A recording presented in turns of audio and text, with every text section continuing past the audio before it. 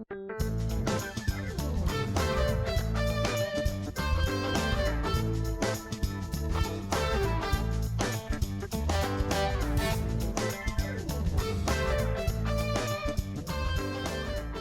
everybody, I'm Pastor Manny and I'm here with Pastor Josh, and we are glad to see you for this is week four of the Grow series, which is coming up this week. So if you're watching this, this is for October 18th. We know some of you guys have been watching this after your group meeting, so don't do that. We saw that there were like 5 people who watched it last week, and then they can watch it after. They can, but if it's really beneficial and like helpful to your faith walk, go ahead and do that. But. Right. But we want you to watch this before the group meeting. So if you're watching this later, it's 2020, and we're prepping for October 18th small group material. Yes. And this is a really good one. This has been a great series. And so if you have not been participating, we want to encourage you to participate online or on campus or in one of our micro groups, which is just another name of saying a group, but we're calling it micro group because that's kind of hip, right? Micro groups. Yeah. I used to like micro machines. Were there micro machines when you were a kid? Yeah. Dude, micro machines. Was there now? This is swallowing hazard right there. Yes, swallowing hazard. We'll make something that would kill people. There was this other one that was even all the smaller, fun toys, man. Called No good anymore. Mask. Do you ever remember Mask? I don't know Mask. Mask was a like a hybrid between Mattel and Hot Wheels. I think prior to Hot Wheels being connected to Mattel, and they made cars and little tiny people that could go in cars. Like it were like micro machine cars with like little tiny people that could go in them. And so when you're like a kid trying to play with it, so like a half-cent piece of plastic that they're charging $4 for. No, it was metal. All of it was metal. Oh, This yeah. is Hot Wheels. This is before. This was when Hot Wheels were really Hot Wheels. They were all metal, die-cast metal. There were no plastic Hot Wheels. Okay. This is old school, like an old fool. Kicking it back, looking real cool. All right. It's the microphone. It is the microphone. This is my Garth Brooks microphone. Or we said Chris Gaines, right? You said it Chris Gaines earlier? Yes. Chris Gaines. Yeah. No, a dream is like a river. That's the only one I can think of. But I don't know. Chris Gaines did something funky. Nobody knows who Chris Gaines is. That's alter ego of Garth Brooks from like 1999. Sure. I think something somewhere like around it is in the 90s. You can check it. This is all going to be very useful to your small group. Well, this brings me up to a great point. When you start a small group, you want to start off with stuff light and bright and kind of connect. And so when you look at this topic and you look at ideas, there's some great starter questions here for you, also known as icebreakers. That would be like a whole different thing. That's sometimes later on in the group that you want to avoid. Yes, that's especially in November, first part of November, there'll be a lot of icebreakers in our classes. What we want to make sure that you do is, even if you've been in your group for a long time or not, you can always stimulate conversation as well as facilitation in your group. If you start off with something that's light, gets people connected into the topic that's not too heavy. Remember, your goal is for people to take a step in their relationship with Christ, and one of the ways that we are doing that is with you have a person who is a teacher, and the person with the truth, and then a person who has the posture for learning. And the way you get people prepped for learning sometimes is by getting them connected to the material really easily. And so there's some great icebreaker questions here to do that, because you want to be in a posture of listening, a posture of humility, of learning, and stuff like that. So as the communicator or the facilitator, what we want you to do is to start with those questions. Even if you've been in the group for a long time, it's always a great way to do it. And one of the questions this week is, did you ever do a group project in school? So Josh, since this is our group here, did you ever do a group project in the school? Yes, I had a few. Yeah, were they fun or were they not No. fun? No, hated group projects. Why were they not fun? You were the only one that did the work. Something like that, yeah. Always people dragging their feet. Yeah. Did you have a favorite group project ever? Like, can you think back of a favorite group project? No, I think I've wiped them all from my memory, pretty much. I don't have a favorite. Right. I had a favorite group project. Okay. All right. I had a favorite group project, and my favorite group project was in 5th grade, and we had the task of coming up to make a board game. Okay. And so there were 5 of us, so we had to make a board game, and the board game had to apply to one area of math. And so we had to make this giant board game, and so that was a lot of fun. We did ours kind of like a mousetrap thing, where there were like things that like and took you away. But the best one, before there was The Walking Dead, maybe even this guy Justin, he might have created The Walking Dead, I don't know, but he was a kid who made this zombie game, and it was awesome. It was awesome. If you got a math problem wrong, you would lose life, and you would be like walking around. But if you like got a math problem right, you would like gain life. And so it had like this zombie thing. And so Okay. the whole goal They was probably to thought be he was disturbed back in a the day. half-life. Yeah, you had to be a half-life to make it to the end of the game at least. And Okay. So, and you would roll dice to see what it was really cool. He did a good job. Justin, you did a good job. If you're watching this, you did a good job. Hopefully you didn't throw your life away. And be if a you real did make The zombie. Walking Dead and want to help us out, Tithe. 10%. We'll even take we'll even take 5% of the Walking Dead Yeah. funds. 5%. have fun down in Sonoya. It's Yeah. a nice place. Yeah. Cool. So as we tackle this, and as you scrubbed past all of this, stop right here, chapter 2. What are some of the key things that you want to help bring to light so that our teachers are ready for this week? Sure. As we've been going, we've hit on that idea of togetherness and then unity, and that's going to continue again into this week because as we grow, we want to think about the idea of community. So this is especially important as we're looking at groups, and then having that be on a foundation of Jesus Christ. So Jesus Christ is the cornerstone for life, for everything. So this is theologically that idea of the church. How's the church being formed? How are we coming together, and why are we coming together? Like a building. Like a building, yes. So we have a cornerstone, and then as we come to Christ, we are being formed into holy structure, spiritual structure. We are living stones being put together into the building of the church. So church is an actual building. It's the people. So we know that idea. And we're being formed together because we all have new life, and we're coming together in commonality. So I did look up definition of community. A group of people having a particular characteristic in common. So you could be a community if you just have characteristics that are in common. yeah, So like we could have a characteristic in common, like we all have facial hair and we're both balding. yes. So we'd be in that And community. there's a lot of us out there. Yeah. So would you like to join our community? Ed Murphy is a part of this community, except he needs a beard. he does. Ed, you do need a beard. You need a beard, Ed. Just it'll complete the package. At least grow a COVID beard. Okay? You have till January. Yeah. But so that's kind of worldly understanding of community. For us, that characteristic is something that is eternal and actually binds us together in permanence. So what binds us together as a community of believers? What is that? So we're talking really simplistically about faith in Jesus Christ, the life that we have in Him. So this is salvation. This is being bound together, pursuing Jesus Christ under His headship, under His lordship.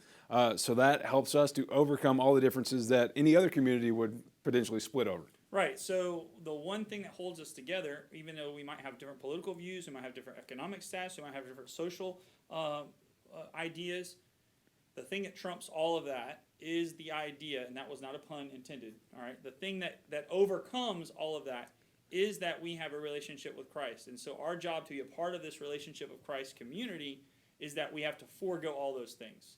Yes. So all those preferences, all those desires, everything gets laid aside so that we can have a bond and build a relationship together because of Jesus. Right. That's good. So spiritual union for us supersedes all of the other stuff that would be divisive for the rest of the world.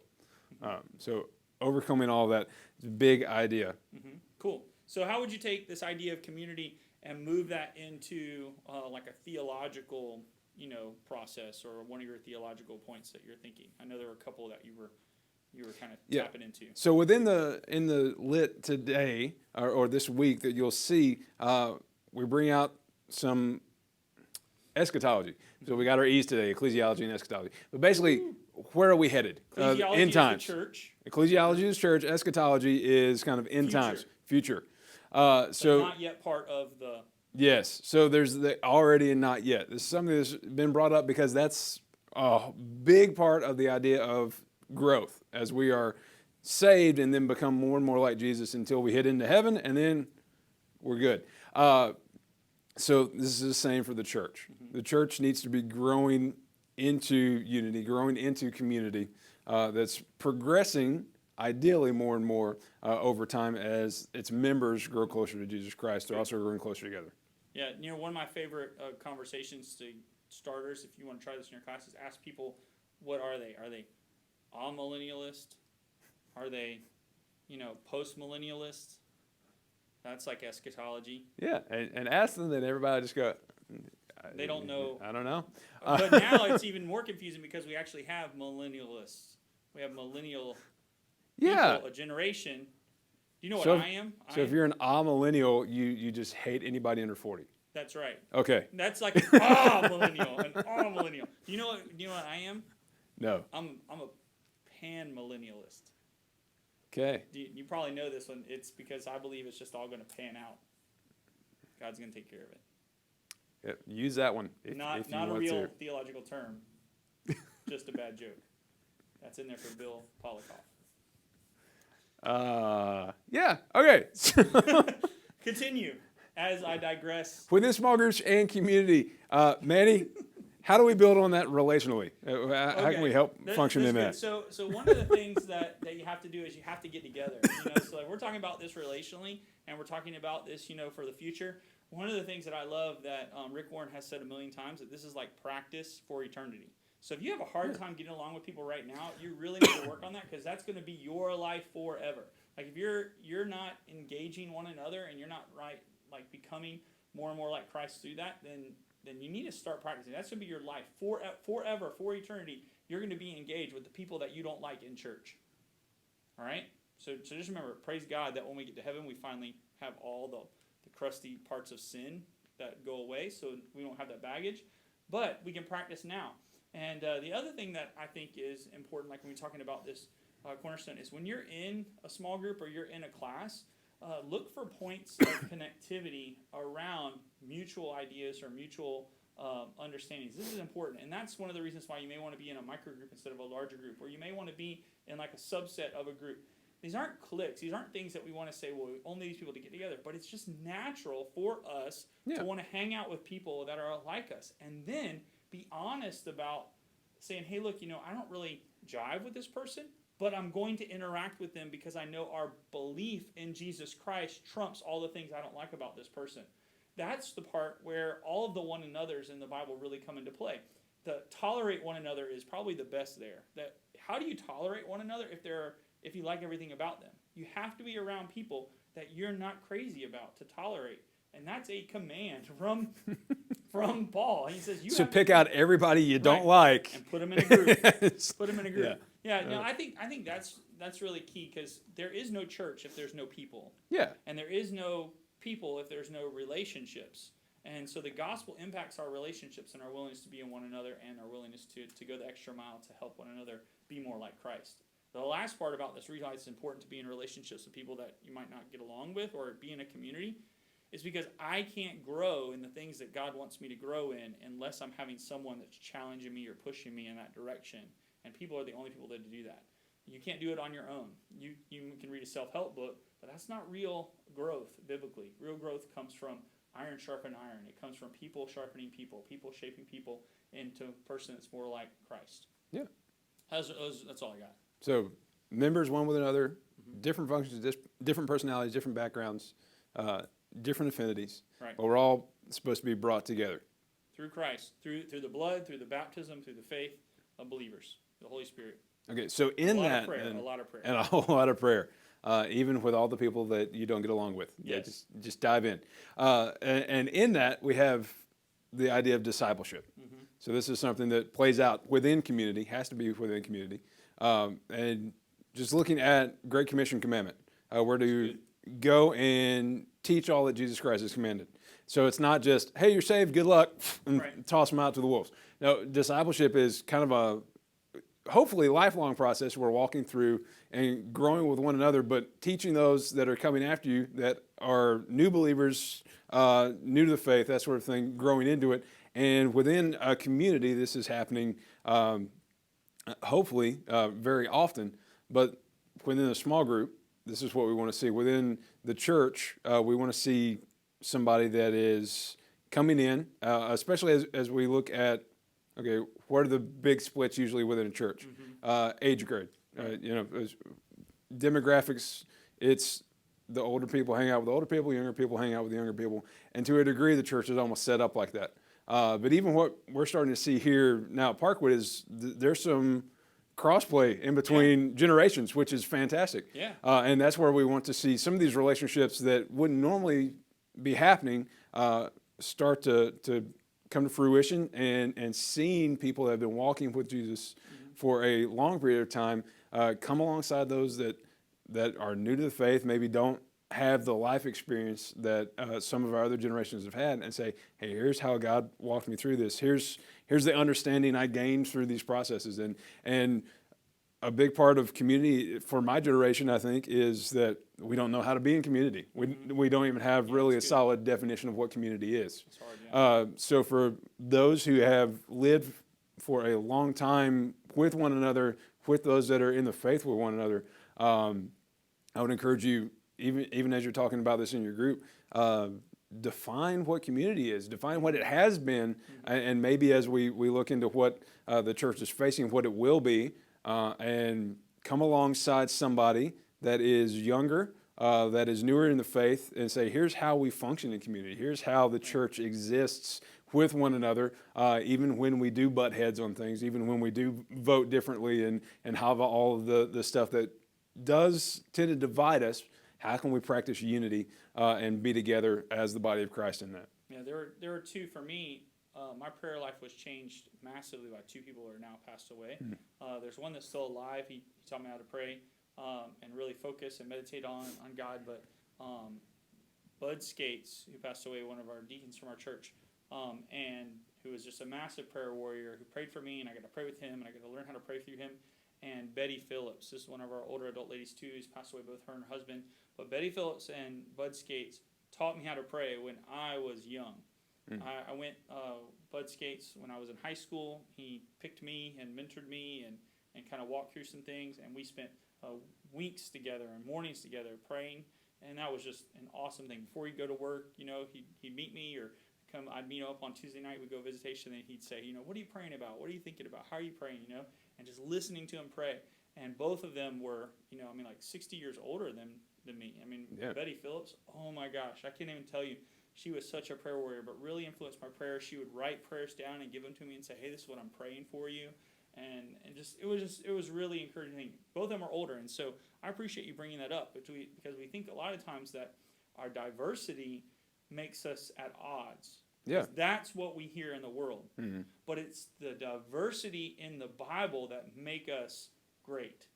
When we apply the biblical principles that we get from Jesus, the diversity in the people, and we apply and we mash those together, we follow and we're obedient to Christ, we're obedient to his commands, and we allow the diversity that God has putting together, we become a beautiful, beautiful creation and a great expression of what it means to really be unified in this world. Yeah. So thinking through all of these things, what's a very easy, practical application for you as a leader, facilitator for your group, or even if you're just going through this on your own, get with somebody this week, spend some time with them. Bonus points if it's somebody you don't like that much, or you don't interact with all that much. Yes. If you were stuck in your own group, great, go have lunch with them, but reach out. If you're an older couple, find one of our younger families, reach out to them, buy them lunch, bless them with some time and some wisdom and some love and some grace, because the young families need it right now especially. So reach out to them, reach out to individuals, spend time with those around you that are part of the church, so that we can become more of a community than we are right now. Mm-hmm. That's cool. Well, thank you guys for tuning in. I appreciate you, and hopefully you will see this before our October 14th. What is it? 18th. October 18th. Sunday.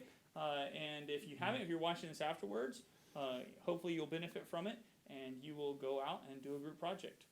Yeah, just don't listen to Chris Gaines. Don't listen to Chris Gaines.